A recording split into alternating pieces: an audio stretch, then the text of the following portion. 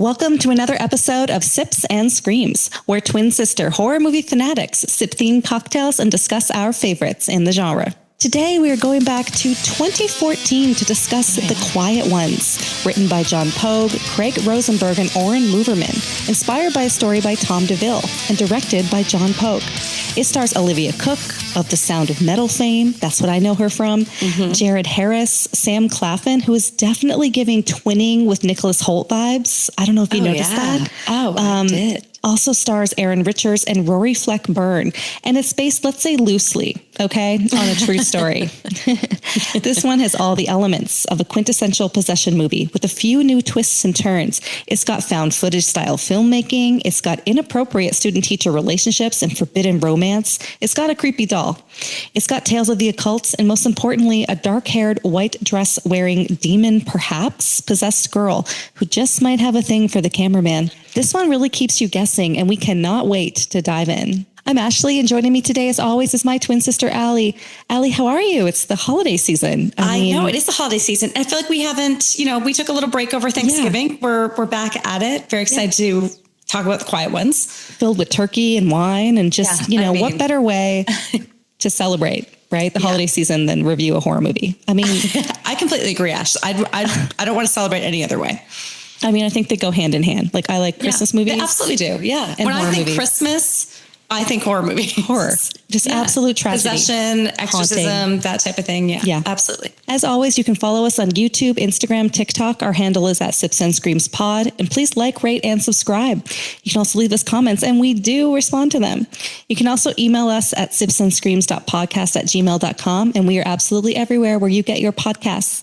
And it's really interesting. We posted our Spotify Wrapped. Right. Everyone was posting on Insta. I'm like, oh yeah, let's post that. We got in on that. We jumped on that bandwagon. We jumped in. We're in year 2 of the podcast. It's not our 2-year anniversary per se, but we're in our second year. Yeah. And it was pretty fun. We got a couple of little accolades. I don't know how they do it with the algorithm, but apparently you are all binging and giving us, 5-star ratings. So thank you so much for listening.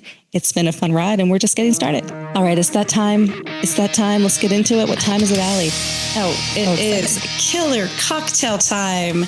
And I'm very excited about this one because, you are. I texted Ash while we were rewatching the movie. And I'm like, there's only one way we can go with this. Mm-hmm. There is one drink and one drink only. And that drink is champagne. Like, we're so excited. We're so excited about it because we haven't done champagne, I think, since our second episode, like straight champagne since the second episode, right, Ash? I think we did it for Halloween. No, we didn't. No, you're right. No, we did. We did beer. I'm pretty sure we did beer, Ash, because those teenagers, drinking the beer. Actually, no, we did beer for Friday the 13th, and we did some kind of like orange cocktail for Michael Myers. Oh, it may have been tequila. I feel like there was tequila involved. It was tequila. Yeah. Like a splash of orange juice in it. You know what? It's the holiday season. We're doing Moët. Every time I see anyone cheers and drink champagne in any of these horror movies, I'm so excited because I'm like, ooh, there we go. Me too. I clocked it. Ash, I clocked it immediately. So we'll talk about it in the synopsis. But yeah, there is a moment where they're quite excited and they do break out a bottle of champagne. So we are following suit and we're drinking champagne today. But mine's not Moët, Ash. Mine is Veuve. Yeah, mine's Moët. pre-poured also. Oh, but, okay. Well, let me do the honors, shall we? Okay. Yes, please. Woo! I don't know if you caught that. Nope. Could not hear that at all. Couldn't hear it at all. Okay, but I can imagine it. I mean, it's one of the best sounds, listeners. You agree, right? Is the sound of a champagne bottle popping. Absolutely. And the sound of it going in, like the bubbles rising up. Okay. Oh, this is a good bottle. Those are rising up a lot. I usually get it's like an advertisement for Moët. I'm usually doing Veuve. Yeah, I usually do Veuve. I really enjoy Moët though. No, Moët's good. I think their packaging might be better because they have the gold with the little red. You take that back. The orange Veuve label is iconic. Oh no. Yeah. You know what? I do take it back. I misspoke. Pardon me. Okay. Cheers. Cheers to the Quiet Ones. It's the Quiet Ones you have to watch out for. That's right. Right. Yeah. When I saw the title of this movie, that's what I thought it was going to be. But as Allie will get the synopsis, that's not really what it's about. But the movie is kind of quiet. It is. Yeah, I guess it's kind of eerie, kind of quiet. I also don't know. Okay, I have that clocked when that supporting character mentions the Quiet Ones, but I mean, it's the very end of the movie. It's like, you're like, what Like the whole time you're thinking, why is it called I think they didn't have a name for the movie, Ash. And like, that was just part of the script, or they made that guy come in and just record that because they came up with the name of the movie. I don't know. I just thought, I was like, oh, she's like the quiet girl in the corner you have to watch out for. That's why I thought it was called The Quiet Ones. It's not, though, right? No, it's not. We're going to talk about it. Stay tuned, everybody. We'll talk about why it's called The Quiet Ones. Okay, it is time for Sips and Synopsis. Allie, why don't you take it away and tell us about the plot of The Quiet Ones? Happily, Ash. Like you said, this movie came out in 2014, took place much earlier than that, actually, right? Took place in the 70s. Yeah. Yeah, it's in the UK. Yeah, it's such a vibe. And so it starts out, and I'll set this up front. So this movie is a mix between like regular film that you're used to watching, and then also the recordings, right? That Sam Claflin, like you said, he's the videographer recording the give me marks. I know. And it tells you from the very beginning that it's inspired by true events, which I love that, give me that. I mean, I know it's loosely based on loose events, but I enjoy that from the beginning. I'm going to unpack that later. I got the whole story. I know. I cannot wait. So at the very beginning, again, it's how a lot of these horror movies, present themselves at the very beginning. It is a woman in what looks like a cell, right? So she's like trapped in this room. Always. You're like, what is going on? And then, cut to when the movie takes place in 1974 at the University of Oxford is where it starts out. Again, I can't say how much I love when horror movies in general, but specifically horror movies take place at like a college or something. I just love it. Yeah, I love it too. Yeah, and I love that they're tying in kind of academia to horror. I love that. I mean, because it was the 70s, right? That was such a thing, the parapsychology, the whole part of it. It's like becoming a thing. Yeah. Yeah. And then Lorraine Warren, Yeah. I mean, absolutely. Well, we'll talk about that in cliches. 1974, University of Oxford, we are introduced to Professor Joseph Copeland. Oh, yeah. Yeah. Just smoking up a storm. Yeah. Smoking in the classroom. Yeah. I wonder if they actually filmed it at University of Oxford, because I feel like, again, the tones of this movie and kind of the sets and everything seem very realistic. So he's discussing the supernatural, and he's polling his students, asking who believes in ghosts. They talk a bit about religion. I'd be like, me. Yeah, I'd be at the front. Yeah, I'd be at the front with like my my hand up, like so excited. Studious student, yes. But it seemed like there's quite a few skeptics in this room at Oxford. But he shows a video of one of his very first patients, little David. Yeah, little David and his imaginary friend, Mr. Gregor. Yeah, I love that name. So do Mr. I. Gregor. I really like it too. Yeah, you couldn't have thought of a creepier name. Mr. Gregor. No, it's very good. So we see that, so he's obviously been at this for a while, kind of studying, I guess, some of these younger subjects, setting them up these experiments. And he says, he's really trying to treat what he's doing. Like, he's a scientist, right? So these are experiments. He has his hypothesis, and he's really treating it that way. So I think from the very beginning of this movie, it's set up different than other movies, right? Right. Because it's coming at it as a scientist performing an experiment. Yeah, I mean, there's some holes there. We'll get into that later in terms of his experimental setup. Yeah, there are. Yeah. But what does he discuss his hypothesis at the beginning? When does he that doesn't discuss it right there, but he says it's the onus is on the scientist to prove himself, right? So he's just coming out from very scientific. What class is this, I wonder? Yeah, intro to parapsychology. Like, come on. I know. That'd be a fun class I'm to teach. not sure. Yeah. Like all the videos you could show.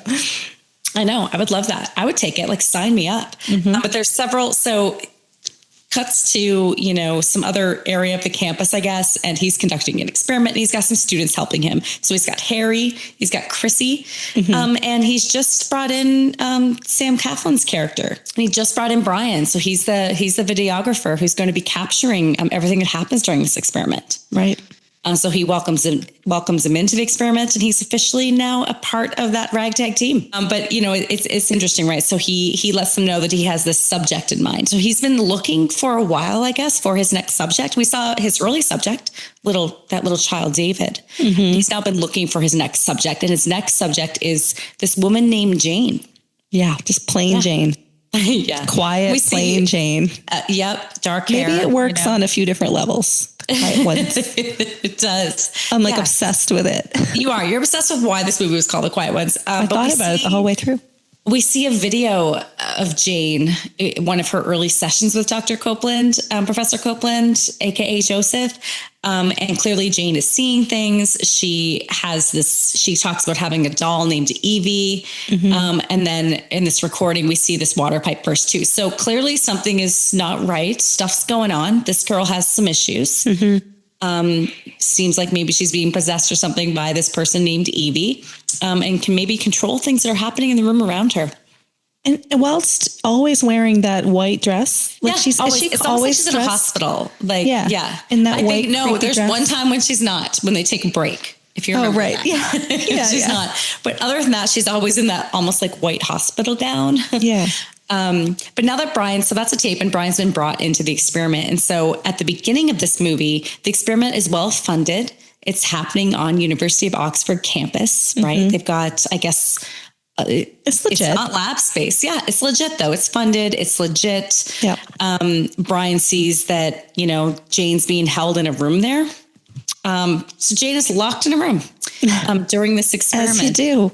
Yeah, and it seems like the IRB, the Institutional Review Board, approved this. They did. Would not happen today. Oxford. No. There are some ethical boundaries being crossed here. Yeah, because it really seems like they're torturing this woman, right? They're playing loud music. It seems like she's not allowed to like sleep at all. But Joseph lets them know basically, this is kind of this is Jane's last resort. So people aren't believing her. Like the police can't help her. It seems like no one can help her. But, Joseph is convinced that he can help her. Well, his ego is out of this world. Yeah. He's the only one that can help her. Yeah. Joseph, AKA it just reminds me of Mad Men.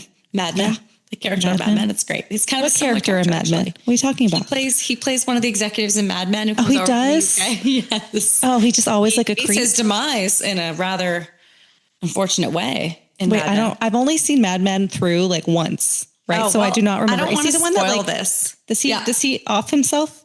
Yes, that's good. He hangs himself in his office. Right. Yeah, that's correct. In Mad Men. You know what? Because when you're paying attention to something on my mind, then you get all like the clips. No, I like recently saw that scene and I've forgotten about it. Oh, it's horrific. Very upset. Yeah. Yeah. Okay. So Brian naturally, he's the newest member of the team for the experiment. So he asked Joseph like what it is, right? So we learn a little bit more what is actually happening here. And Joseph's goal, what they're trying to do is actually extract the negative energy, AKA the poltergeist, right, from Jane. So they're gonna extract it and then they can destroy it. And his whole thought is that mental illness is something that you create in your mind, and you can actually extract that energy and destroy it, and therefore cure all mental illness. So this is Joseph's plan. Very like neo-Freudian, right? Like the early views on psychology and mental health were very much. Well, at first it was a little different, but then they started treating it more like the physical, right? Yeah, it's actually the mind is the body and we can treat it. So that kind of holds up in terms of what the prevailing view of psychology was at the time, especially in like the 60s and 70s. Okay. Oh, that's interesting. Yeah. So for those of you who've been listening, you may know that Ash is an expert in this, right? Ash is a psychologist. Yeah. Cognitive psychology. Yes. So I think this movie it must hit home for you, Ash. I mean, don't tell people you're a psychologist though, because then they're like, oh, you're going to like read my mind. Like the amount of times someone has said that to me and I'm like, yeah, I'm reading it right now. And then just go silent. Just don't say anything. Just stare at them through their soul. But you have a lot in common with Joseph, Ash. You're a professor. He's a professor. It's true. Yeah. Well, he's a little inappropriate and creepy. And I'm not kidnapping people and running an experiment in a haunted house. You're not. But this is even before they get to the haunted house, right? So the well-funded experiment, I guess, on University of Oxford campus, and they bring Jane a doll. So again, remember everybody, they're trying to extract this energy from Jane that she created, Evie, this negative energy, and they're going to destroy it. So they bring her a doll, and the idea is that they can extract it and put it within the doll, right? That's the idea. The doll's like the conduit, I guess. Yeah. So, but this reminds me of to put the negative energy into the doll. They actually say that. Okay. But Allie's training was in physics and biomed engineering. But this reminds me of the law of thermodynamics, right? It can never be created or destroyed.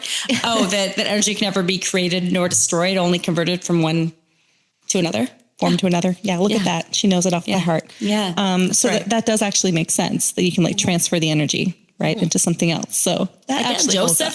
Joseph's coming at this from a very scientific perspective. They bring this doll to this little creepy doll to Jane, and she even says that doll doesn't even look like Evie, which again, I think is kind of interesting, right? So I guess she knows what it looks like. I don't know. She's like plucking the hair out of that thing. She does that later. So they bring the doll full head of hair, and Jane's like, that doll does not look like Evie, but she makes it look like Evie a little bit. Does. Yeah. You're like, it needs to be creepier. It does. It's not quite right. It's not quite Give me right. that thing. Yeah. But Joseph, meanwhile, it isn't. But Joseph is trying to reassure Jane that she's not she's not possessed, right? So again, Jane thinks she's possessed by this Evie, and Joseph's like, I can fix you. You're not possessed. You're just unwell. But again, that's the thing, right? They're like, I can fix you, right? Yeah. The troubled, quiet ones. Yeah. Yeah, exactly. That's just a fallacy of relationships, right? Yeah. The troubled, toxic relationships. I can fix you. It's giving he toxic made it a whole career. He did. Yeah. But Brian's got the camera.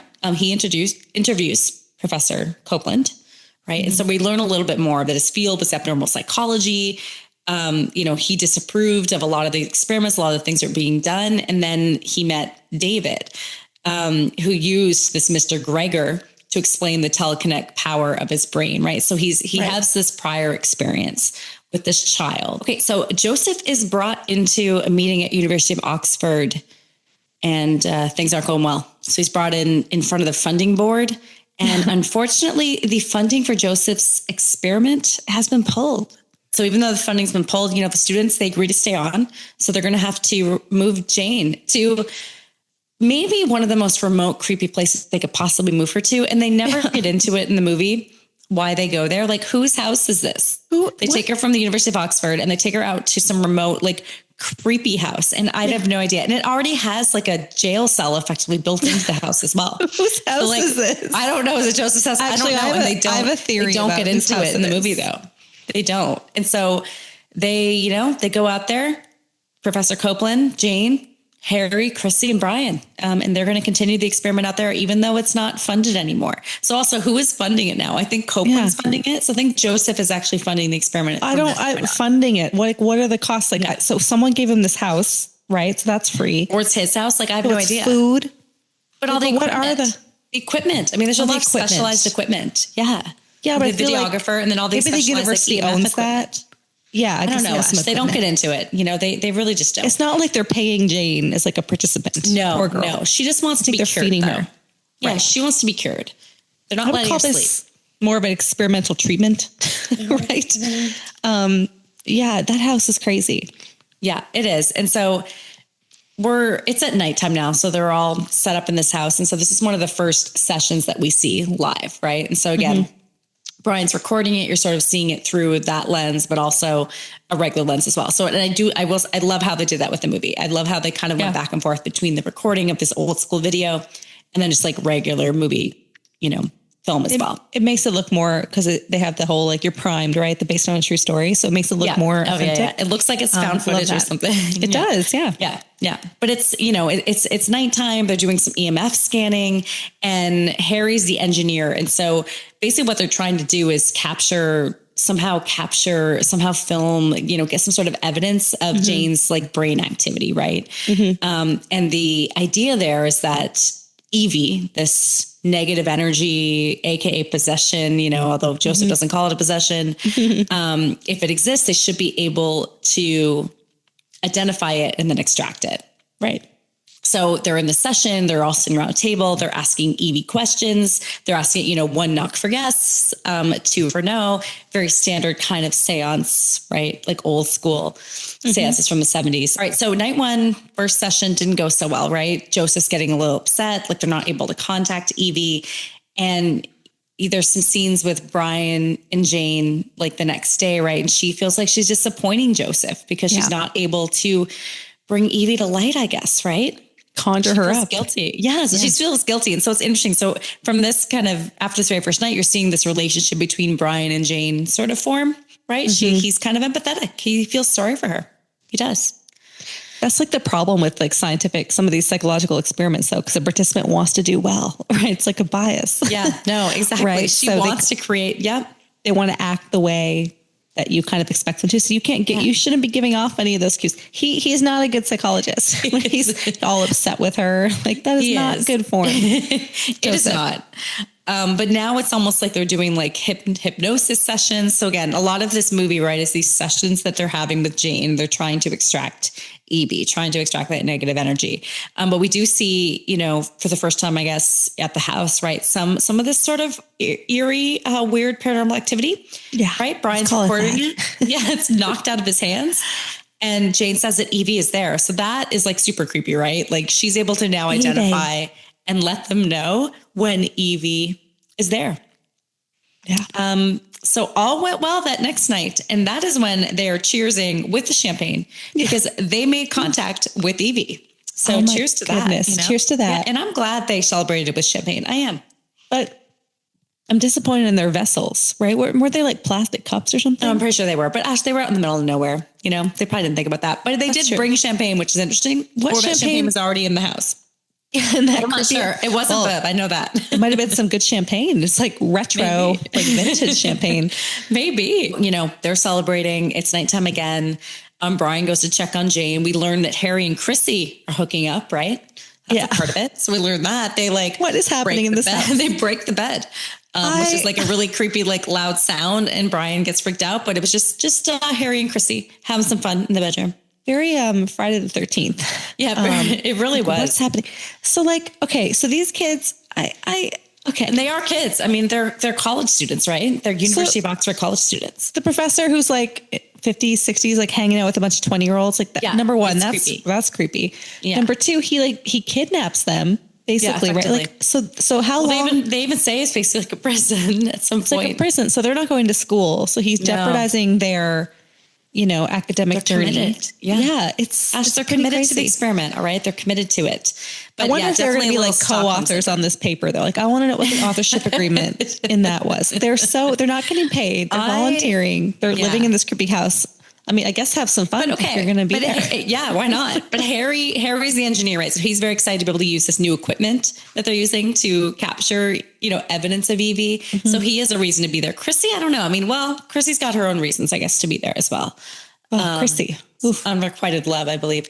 Yeah. But yeah, so, it's the next day. They're recording Jane again in the room. And so this is when we learn more about the doll, Ash. So, that doll that I talked about? Oh, I can't stop thinking about that doll. That is not what Evie looks like. So, Jane has just started to pull the hair out of the doll.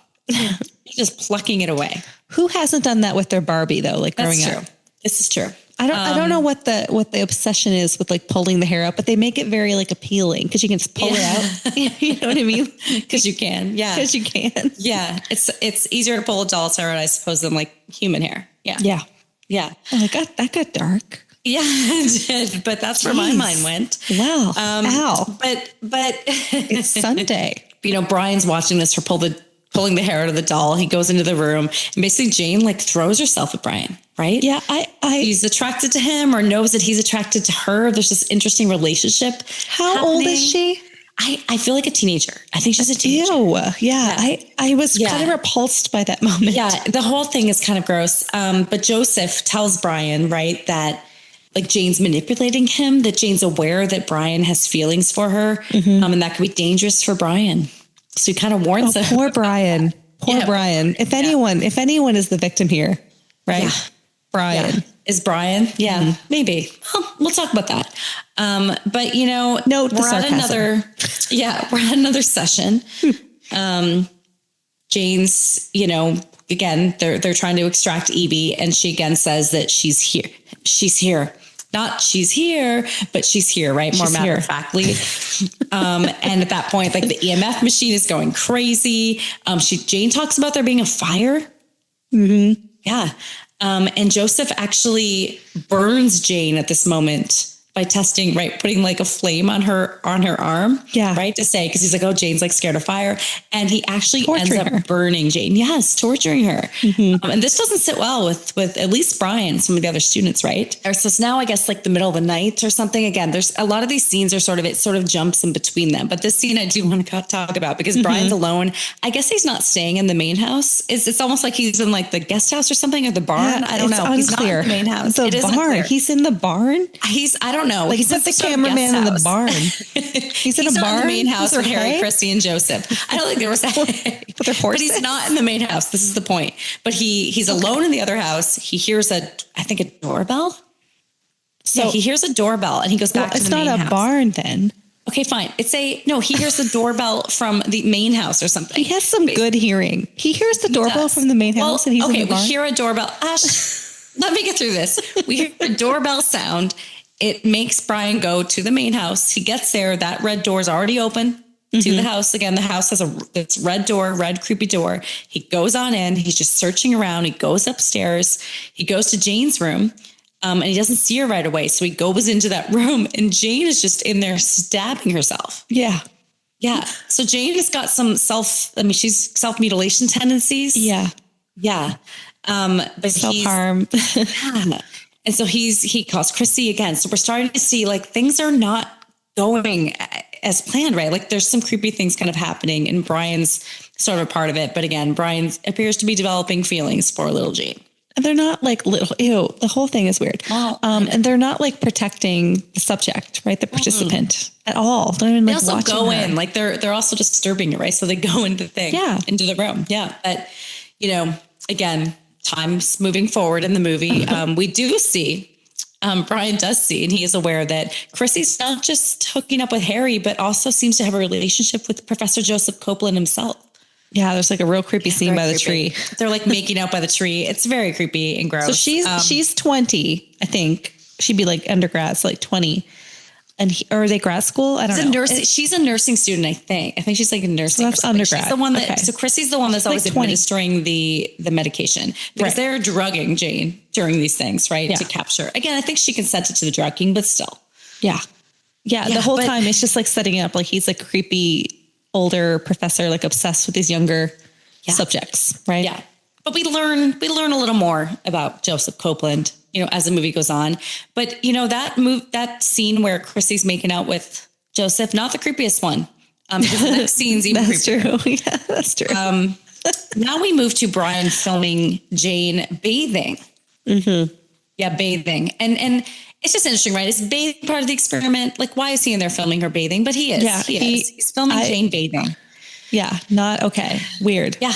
Yeah. And he's again the lax, like our ethical boundaries in like the 70s, I suppose. Yeah. It's problematic, but Brian himself he's starting to doubt the experiment, right? Jane's convinced that she can't leave or Joseph will be disappointed. So there's a lot of weird stuff happening. We're now on to the next session. So it's nighttime again. We've got another experiment happening. And this time they are doubling the medication that they give her, which is, kind of creeping Brian out and creeping the others out, but they really want to make contact with Evie.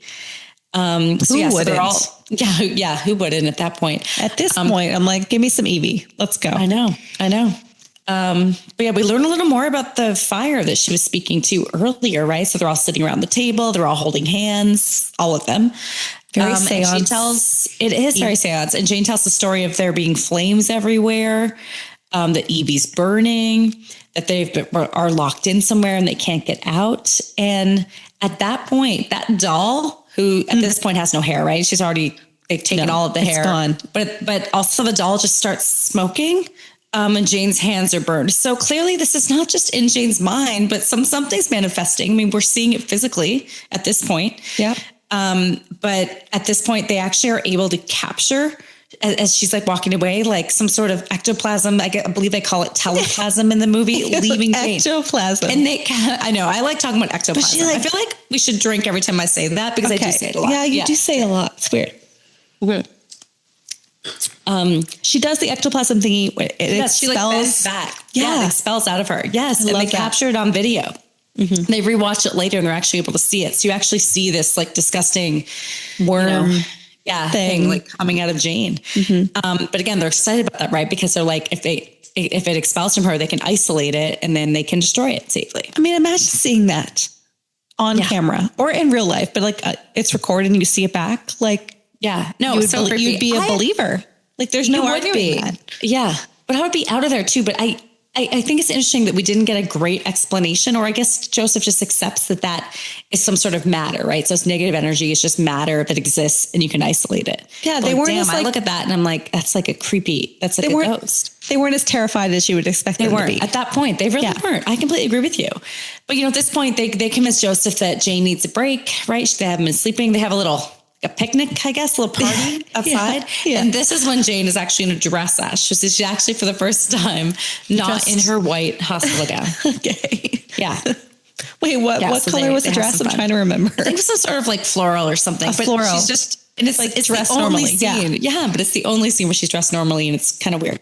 It's sort of out of place. But then they're right back at it. So next session, right? And so at this point, they're trying to they've realized they can extract that energy. So now they're trying to get that extracted energy and get it in the doll. Yeah.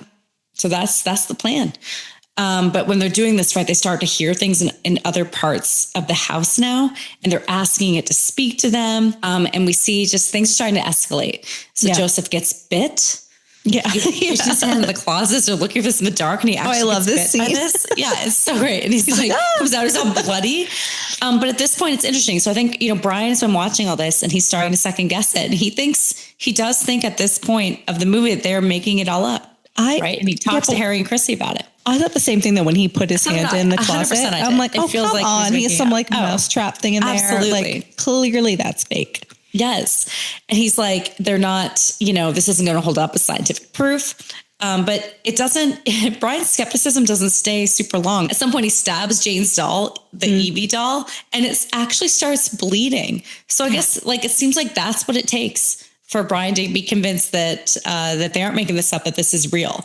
But doesn't he stab it and she's like, she starts bleeding. Oh, that's right. Yeah. Jane starts bleeding. He stabs the doll. He's like, it's not really, stabs the doll. And then they go upstairs and Jane is now bleeding. Yeah. Right. So at this point, that's Brian's one on voodoo board. doll. Like, oh my God. Like it really is. But we learn more, right? Like why, I guess they stab that. That's kind of like Stranger Things. That's got Stranger Things vibes. It is. But no spoilers. But if you've watched it, the Demogorgon. Yeah. Demogorgon? Demogorgon? What are they? Demogorgon? Demogorgon? Gorgon. Demigorgon? Demigorgon. I think it's Demogorgon. It's like the Demigorgon. Yeah. And Will. That's all I'm going to say. Okay. Just watch it. Episode 4. All right. Doll's given back to Jane. All is good. They're doing another session. At this point, they are covering Jane and they're going to try to capture essentially photographs of the electromagnetic energy leaving her. Yeah. So, they drag her up, they get her in there, and lo and behold, they actually do capture a vision of Jane, which is, it's very surprising, right? They take these photos and you can actually see like a face. Yeah. You actually see it. And they're like almost congratulating Jane, like you created her, like you can get rid of her, right? But Jane makes an odd comment saying that she doesn't want to get rid of her. And and it's just sort of an offhand comment, but I find it really interesting. But at this point, they have kind of picture proof of Evie, of this negative energy. So people are starting to get scared. Chrissy herself is getting like rejected by Joseph now. Saying they need to conserve their energy. But she even sees, I know. Don't like that. I know, but I know. It's creepy. Conserve her energy. But then she sees Joseph basically in Jane's room, like cradling her to sleep. So there's clearly, like you mentioned earlier, Ash, there's a weird relationship there. Right. So at this point, obviously Chrissy's starting to second guess things, right? She makes claims that they're all in love with Jane. Yeah. And then there's these other forces. She gets pushed against the wall. Things elevate and Jane is now missing and they're all searching for her in the dark, which is like a fantastic sequence in the movie as well, because everything's dark. The lights are off too. So they're not able to turn any lights on. The only thing we're seeing during this part of the movie is Brian filming it with the camera. Yeah. Right. Love it. So somehow they make their way up to the attic and that's where Jane is. Always at the attic. Searching for her. I know it's always the attic. But they eventually do find Jane and she's talking about things being burned again. They see that there's like a burned baby outline in a crib that's up there. Dear God. Right? I know. And then they find Jane. She's kind of coming out. She sort of doesn't know why she's up there and what she's doing there. And they see that this sigil has been burned she knows. into her body. Yeah. And so they're like, how, like, this is real. Like there's a sigil that's burned into her. Right. But again, they don't want to, Joseph doesn't want to stop. He's like forbidding them from being like superstitious about any of this. And then tells them, right, if they can't handle it, they can leave. And Chrissy and Harry take that opportunity to leave. But Brian himself doesn't want to leave, right? Because he does at this point, he seems like he has developed feelings. Like a little bit, like it's pretty obvious. Yeah. Doesn't want to leave, right? But he even goes to Jane because Joseph's explanation for what happened is that Jane saw a sigil before and basically burned it into herself before then. Yeah. Right. And so she's kind of making this up because, That's a live plausible. sigil being burned into her doesn't fit with his hypothesis. But again, Jane, so she doesn't know what the sigil is. I think they kiss at one point during that. All right. So at this point, it's just Brian, Joseph, and Jane in the house. Brian takes that opportunity to go to Joseph's office and finds Jane's file. So he finds a little more about her and he decides he's going to leave. When they find the file. I know. It's so good when they find the file. I love it. He's, he makes up an excuse. He has to go get more film, but he goes to Oxford. He goes to the library. He's going to search, right? He's trying to find out more details. Microfilm. About Jane. Microfilm. Come on. They're always looking at microfilm. I feel like microfilm has existed far past the 70s. Like I feel like it's still in horror movies today. But that is when he's back in Oxford, right, is when we get the Quiet Ones sentence. There we go. We finally know everybody. Right. He's asked if he's... Why it's called the Quiet One. Yeah. So Brian's asked by one of his classmates from the beginning of the movie if he's been indoctrinated by the Quiet Ones. So again, at this point, the Quiet Ones asked what are the Quiet Ones? Is it Joseph and company? Is that the name of the team? Or is it the actual ghosts themselves? Because I don't know at this point in the movie. I thought it was going to come later when they talk about the occult. But it doesn't. It never comes up again. That is the one place in the movie where it comes up. Yeah, I think the Quiet Ones might have been like their little research team and they were kind of off on their own. That's what it is. Exactly. They were the Quiet Ones. They were the Quiet Ones. And to be fair, the movie is very quiet except for the jumps. Brian learns a little more that the sigil that was burned into Jane is an actual symbol of an occult. But, meanwhile, Harry and Chrissy, although they've escaped the house didn't escape them. Oh. Right? Oh. Still a part of them. Oh, Chrissy's taking a bath, very Nightmare on Elm Street coded. And the water starts to boil and she almost dies, right? But she does manage to survive that. And they end up back at the house. So she's taking a lot of baths. Yeah. Has she? Jane took a bath and now Chrissy's taking a bath. But there's a lot of baths. Yeah, there's two. Yeah. I think baths are like part of a horror movie. 2 baths in one horror movie is quite a bit.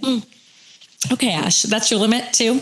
Well, that's a lot. Usually one is like, All right, fair enough. Psycho with the shower, right? The baths. It's a horror movie cliche. Nightmare on Elm It Street. certainly is. Yeah, Brian's sharing what he learned, right, about the cult, that there was this Dwyer family and they had this gift of clairvoyance. And he's saying that Evie was real. So this Evie person they're talking about, it was the name of an actual person, Evie Dwyer. They're part of his cult. They all go inside this building and then basically Evie sets it on fire and everybody dies. Yeah. Everybody cult. dies. They were worshiping the devil. Yeah.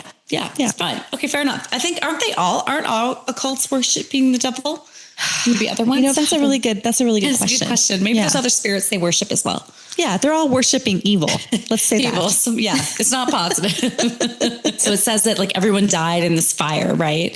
Including Evie Dwyer. And she had this specific birthmark that was the sigil, similar to the sigil that was burned on Jane. Similar. Yeah.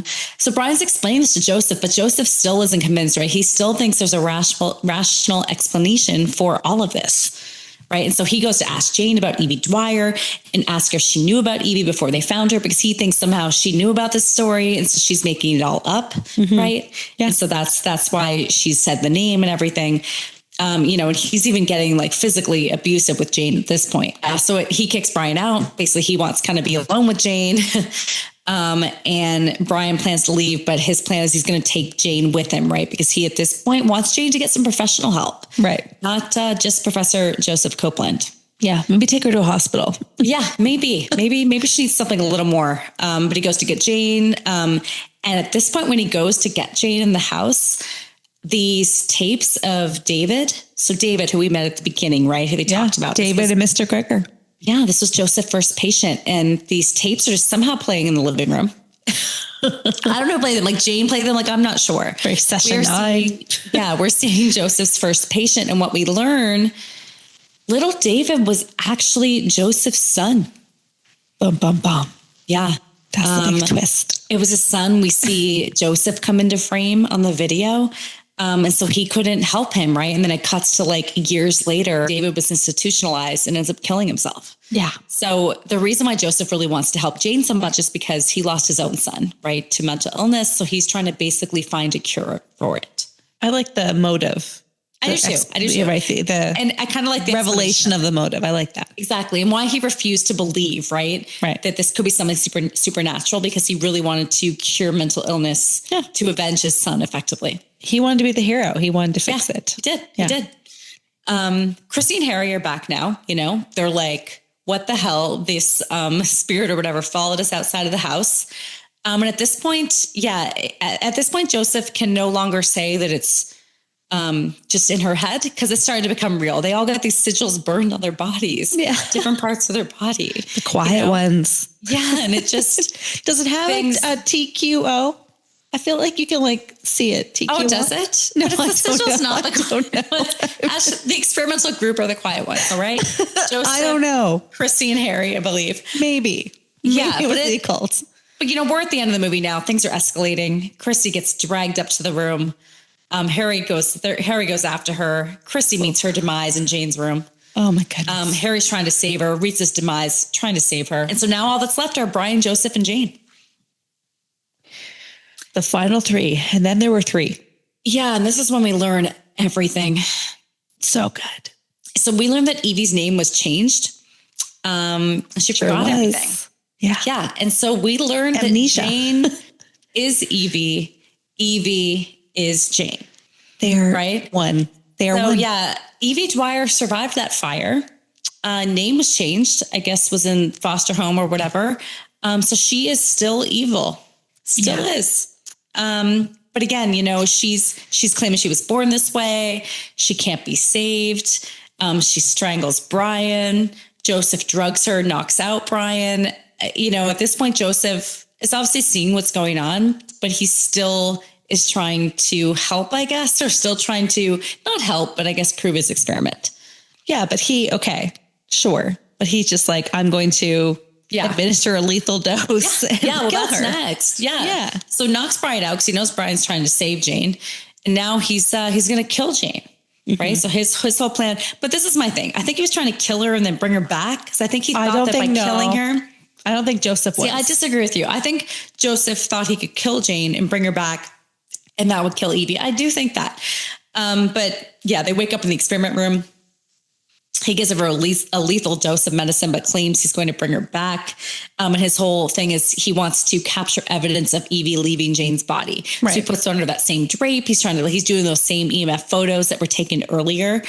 But Brian's watching all this and is like, you're killing her. Right. Yeah. Because she's got no heartbeat at that point. There's a struggle. So Brian manages to break free from the chair, I guess, that he was tied to in the experiment room. He administers that adrenaline to Jane, brings her back to life. But at this point, right, Jane pushes him outside the room. And at this point, she doesn't think she can be saved. Right. Yeah. And she, to be fair, I guess, protects Brian, pushes him out of the room, and then sets herself on fire and kills Joseph in the process. But that's not the end of the movie. Which There's one more scene. There's one more fantastic scene. So imagine this, right? 4 people have been killed, have died in this house. The one person that's left is Brian, the videographer, right? So imagine what would happen when the police show up, right? Yeah. There is 1 person there and 4 people dead. So clearly it's all going to get blamed on Brian. Yeah. And again, I'm sort of adding these details in because the next thing they don't do this. They don't do this, but just imagine.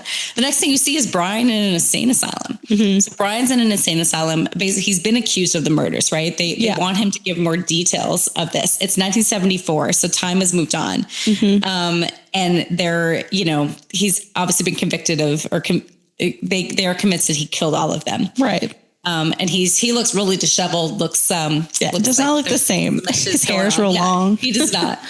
And you know what we're seeing, he's sort of looking at the camera. He does that final like clap thing to like what he was doing with the filming. And I mean, from what it looks like when he does that clap thing, his hands are smoking. So it looks like Evie is now within him. Now Brian is possessed by Evie, and that's the end of the movie. And that is the Quiet Ones. Bravo for bringing us through that. Yeah, that did take a minute. There's a lot to unpack with it because there's so many different scenes that are sort of disjointed. Yeah, but I gotta say, I love the ending. Yeah, the ending was good, and like it ended on a creepy note, right? It kind of leaves you like, huh? Right? Like it leaves you thinking. Like, when did you see this one? Did you see it in the theater or I saw at home? Yeah, streaming? So I watched this in the theater in 2014 with current husband. We were living in California. Okay, see, I didn't. We're some of the only ones in the theater. And I remember watching this movie in the theater. Yeah. Like, I remember every detail. Yeah. So you told me about it. I did not watch it in the theater. You told me about it. I watched it streaming like whatever, 10 years ago, 11 years ago. And I loved it at the time. But upon rewatch, it was like watching it for the first time. I forgot a lot of the details. Yeah, I did too, though. Because I had only seen it in the theater and then when I rewatched it this week. But I was struck by the ending. I love the ending. Yeah, the ending was great. And honestly, that final clap. Yeah. When like his hands start smoking. Yeah, that's good. I mean, that was really effective. It kind of like saved the movie for me. So I need to talk about the based on a true story. Okay. I have ties to this. And what are you thinking about that? Ties to this? I do have ties to this. How do you have ties to this? I have ties to this. It was based on an experiment conducted in Toronto, which is where I'm from, where I lived for a long time, I should say. And it was this professor named George Owen. He was a parapsychologist. His actual training was in genetics. Was he at University of Toronto, Ash? No, it was not affiliated with an academic institution. It was the Toronto Society for Psychical Research. It was some privately funded research institution. And there's this very, very famous, you actually learn about it in Intro to Psych, or Abnormal Psych actually, is something called the Philip experiment. So George Owen was actually a professor of genetics at Cambridge. And then he came over to Canada in the 70s, and he got some position at this Toronto Society for Psychical Research. Okay. And all of this, the whole story of this, the Inspired by True Events was based on the Philip experiment, and it's fantastic. You can watch it on YouTube. They've like written articles. Wait, you can actually watch the experiment. They taped it? You can watch it. Yeah, you can watch like the replication of it. I feel like it's been in other movies, right? It might have been like inspired by other movies, but you definitely learn about it in like Abnormal Psych if you're a psychology student. So this is so good. So George Owen, he was, like I said, famous parapsychologist. Him and his wife moved to Toronto. Her name was Iris, and she was actually the leader of the research participant group. And basically there was kind of like what you said, the ragtag team, 8 of them were part of this experimental group, and they conducted experiments for a year. And his hypothesis was this, Dr. Owen, was that what you said, like you can manifest a poltergeist, right? Yeah, that was basically what their whole hypothesis was. So they created this biography of this man actually named Philip. Now, Philip was not real. They had to create a biography for him. So they had to basically create this really convincing backstory. He was this English gentleman in the 1600s, which is very important. He had an affair with a gypsy woman living on their property. His wife found out, had her burned at the stake for witchcraft. And then Philip was so distraught, he took his own life. He jumped off like a balcony.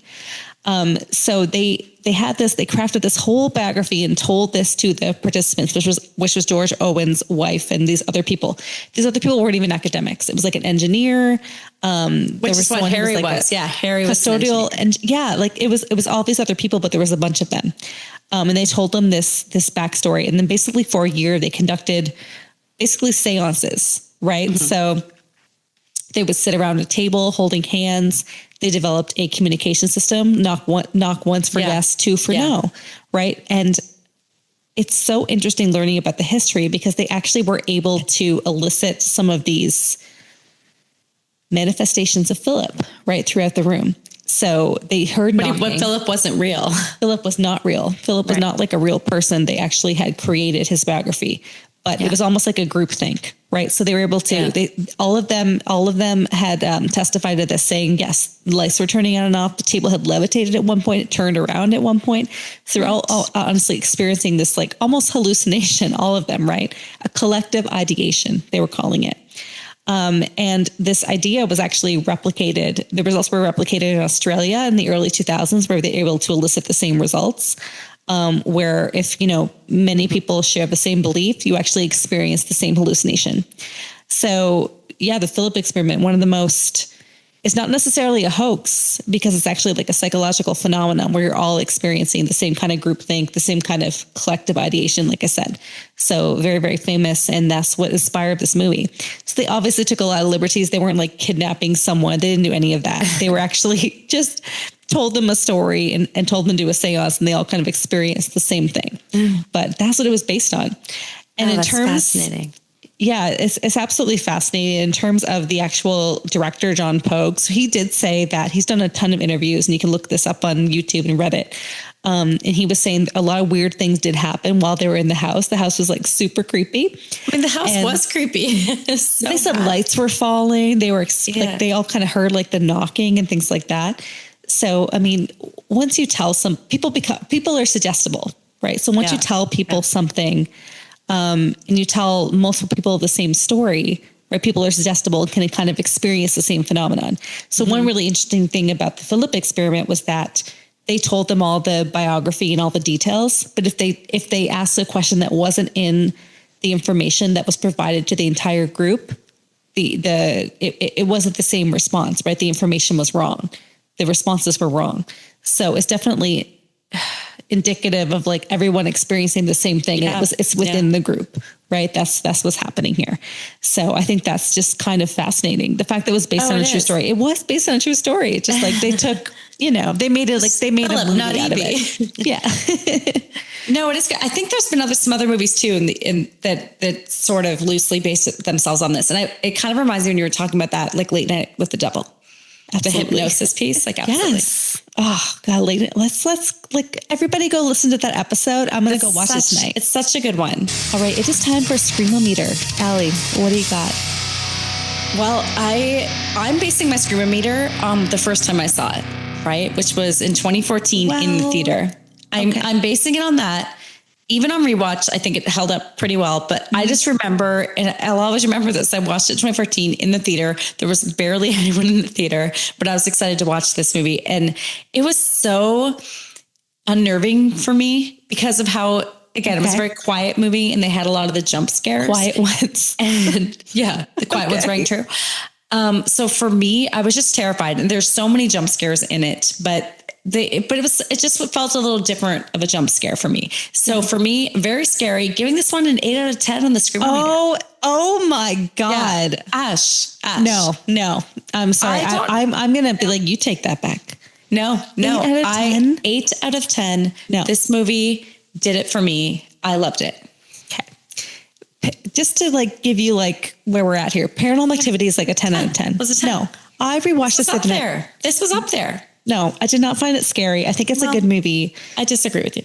It's a 3 out of 10 for me. 3 out of 10. Not scary. I'm sitting there enjoying it. That's way too low. enjoyed it. I enjoyed it. No. I thought it was a great time. I will give you this. It's well acted. It's a good movie in terms of scares, like the jump scares and stuff. I just wasn't I wasn't scared. I was into it. I was into it. I wasn't scared. Oh, I was. I enjoyed it very, very much. Okay. All right. Well, listeners, let us know. Listeners, who are you with? We're with Allie with 8 out of 10 or Ash with her abysmal 3 out of 10. I think this is the most we've ever diverged. Because you're like top and I'm like low. But you give Halloween like an 8 or a 9. Because that is iconic. But it's not scary. But it's not scary. You think this movie is going to go down in history as like the most scary? I'm not saying that. It's scarier than Halloween. Yes, it is. You think this is scarier than Halloween? Yeah, the nighttime. Well, you take 100%. That. No, 100% is scarier. I'm not saying it's a better movie. It's scarier. Okay. That nighttime when they're searching for Jane. Listen. I respect your screamo-meter. I don't agree with it. Okay. I don't think you do respect it. Okay, it's time for Sip and Tell, where we discuss our personal experiences related to the content of The Quiet Ones. Allie, Tell me you have something. Okay, I do have one thing. Well, I have two things. So I went to undergrad at McGill in Montreal, and I was in the physics department there. And I will say it's very funny rewatching this movie because that Professor Joseph Copeland, I had a professor. I mean, he wasn't like an abnormal psychologist, but he sounded a lot like him. He's from the UK, and so he had the beard, the same thing, and so it sort of reminded me of him in that way. But my second one is, I mean, you alluded to it earlier, Ash, like how whatever that urge is to pull the doll's hair out of your Barbie dolls. But we once like cut our Barbie doll's hair. We did. Right? Like, I think we were trying to make her look like Emily Valentine from 90210. That's true. We weren't trying to like make crazy. It's a short haircut. Yeah. But we have a short haircut, like our cousin Robin, like helped with this. And she looked good, but then you kind of have that regret afterwards. So I think, that urge buyer's remorse, cut doll's hair, that's real. And I can relate to that. Yeah. I 100% remember that. My sip and tells are a little more scary. So if you're listening to this podcast, obviously, you know that we're kind of obsessed with horror and grew up on it, if that makes sense. And our cousin had this older home. Okay, let's call it that. Yeah. Farmhouse. I mean, this home had about 5 bedrooms and 1 bathroom. 1 bathroom, everybody. There was the one bathroom was like upstairs, like in the corner. That's right. And we have a lot of cousins. We have like a very large family. Both of my mother and father had really large. They were one of 8. They're both one of 8. One of 8. So we had a lot of cousins, and we would all like congregate at this house. And one of my cousins, Crystal, if you listen, Crystal, this is a shout out to you. And she would like lead these seances, which is really cool. Like she was so good at it. Our father's side of the family they had like I don't know if they're like mediums, but they were like really into kind of these connections with the other world. Yeah. And we would do these seances and up in one of the bedrooms. And this home was creepy. I love this home. It was amazing. But like it was very, very old, right? So like things that happened there. And we would have these seances in one of the bedrooms, and we'd all kind of like sit around in the circle and do the seance. And then at one point she would like lead the seance and ask us all to look up. And we did. We looked up at the end of the seance and we saw oh my God, I remember shadows of whatever, the 5 people in the group, plus a couple of extra shadows. Mm-hmm. So it made me think of this movie, just thinking of kind of the collective ideation and groupthink and being able to like convince people that they're seeing something that they're not. But I remember that viscerally. Do you remember that? Like, I remember that 100%. Like not like I hadn't until you mentioned it, but yes, I rember that. And kind of like screaming, like running out of the room. I think we screamed. Yeah, and ran away. And the other sip and tell was also related to this house. So we had this grandmother. I don't know if they might have been like a fake person, to be honest. Our grandmother, Grammy Delno. Like, was that a real person? I think she was like our cousin's grandmother. Cousin's grandmother. Okay, but we had this whole backstory of her. And Allie, I'm surprised you didn't mention this because we were upstairs. We were kids. We were like, 7 years old. Well, I had my Barbie doll one. You know what I mean? Okay, we were 8 years old playing hide and seek in this like huge house, which is like so fun when you're a kid. And you had heard this knock on the door, right? You called it to someone, heard a knock on the door, and you're like, I'm coming in for you. And you went in, and there was no one in there. And multiple of us had heard this knock. Yeah. So this was also kind of this thing like, are we all just kind of experiencing this collective hallucination? Was there actually a knock up in this second floor of this like old farmhouse? And those are my sip and tells. Just kind of, I've definitely experienced that with other people where you all experience the same thing, the knocking, the shadows on the ceiling.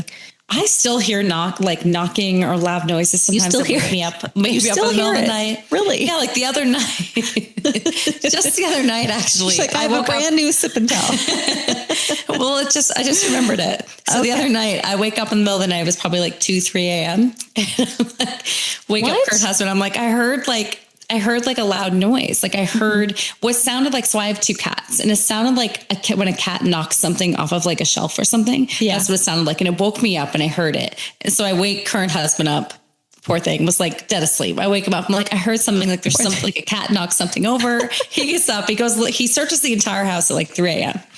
What was that? This was like last week. Searched the entire house at 3 a.m. Like we have cameras and things, like nothing happened. Like he didn't find anything, but me being dead convinced of this at 3 a.m. and I heard it and it woke me up, like kind of terrifying. You said that to me like recently. It's happened a couple of times in this house. I live in Baltimore in like an older home. I don't know. Maybe I don't know. Maybe there's something going on here. It's happened a couple of times where it wakes me up in the middle of the night.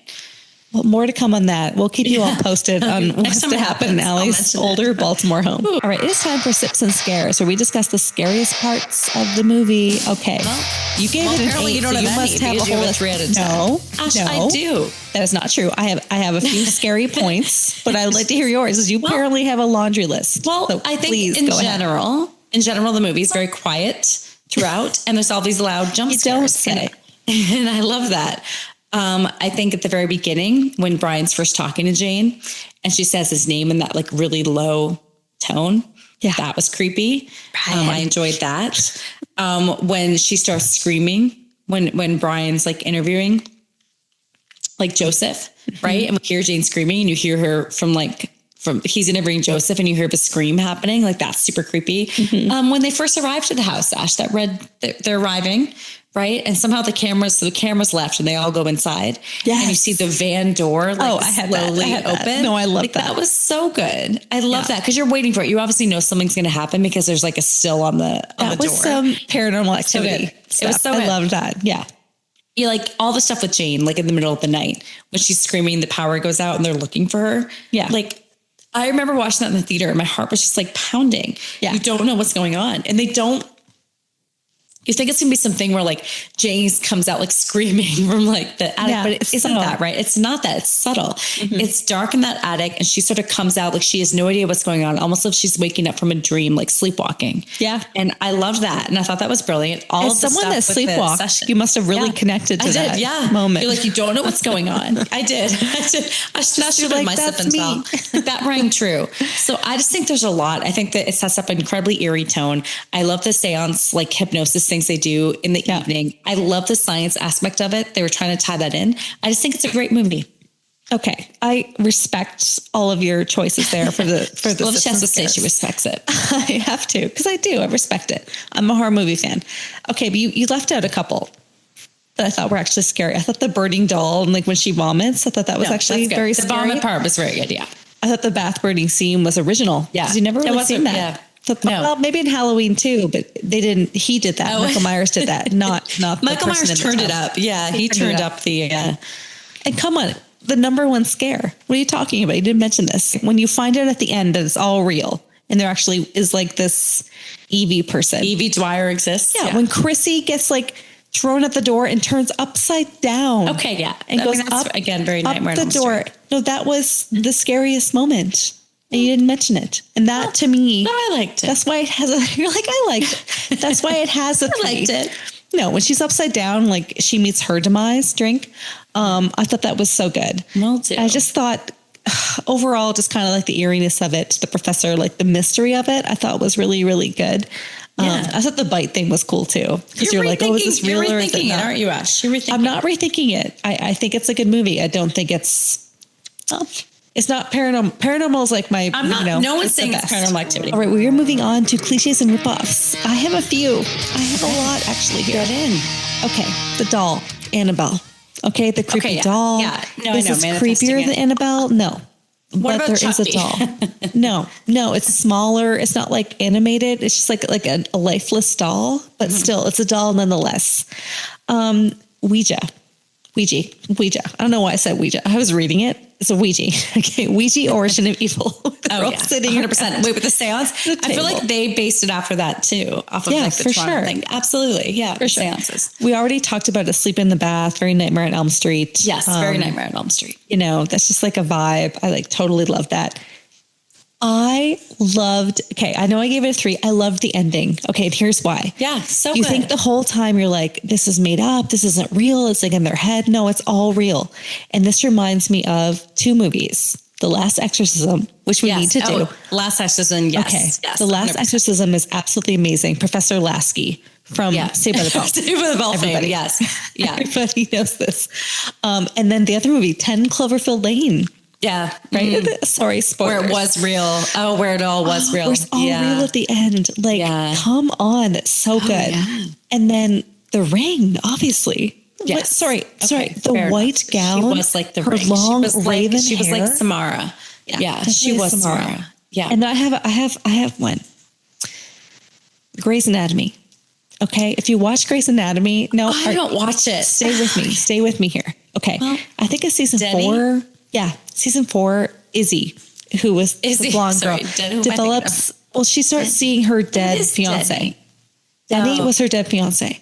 And she starts seeing him. And all of a sudden, they do these like EEG type of recordings. And they're like, oh, you might have a brain tumor. And like she was manifesting Denny. Right. So to me, it's like giving very like Grey's Anatomy. They're like manifesting this like apparition or like this thing or whatever. And that turned out actually to be fake because it was a real thing and they were like the same person. But yeah, definitely giving some Grey's Anatomy here. What do you have? What were your cliches? That's it. I mean, my big one was like Halloween, obviously the bathtub scene and Nightmare on Elm Street. I think you pretty much covered it. Okay. We're moving on to the villain. Who was the villain of this movie? Who do you think? Who do you got? Well, you seem confident. Well, Professor Joseph Copeland is obviously the villain of this movie, but if I'm going to take it a little further, I'm going to say it's that funding board from University of Oxford, because had they not pulled the funding, maybe all of that crazy stuff in that house wouldn't have happened. So I'm going to say that University of Oxford funding board, definitely the villain of this movie. Let's blame the people funding the research. Okay. I enjoyed that. They pulled it. They did pull it. Let's blame them. I'm going to go. I actually think the villain of this movie, drum roll please, was Brian.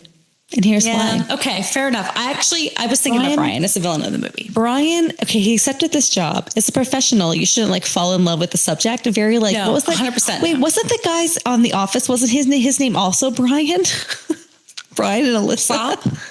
No, it was Brian. It was Brian. Yes, okay, it was Brian. Everybody that watches The Office, think of the guy that like fell in love with Pam, right? He's supposed to like be an objective observer. It was Brian. And he fell in love with Pam. Yeah, Brian. His wife was Alyssa. So yeah, I'm going to say Brian. Your name's Brian. The odds of you falling in love with your subjects are pretty high. But not just that. The other part was like he brought Evie, Jane, whatever, back to life when Professor Copeland was trying to like kill her to like, I don't know, maybe he was going to bring her back, but he brought her back. He was going to bring her back because he had the adrenaline. Well, Brian was the one that did it. So it set off this whole cascade of events. All right. You know what, Ash? You've convinced me. I agree with you.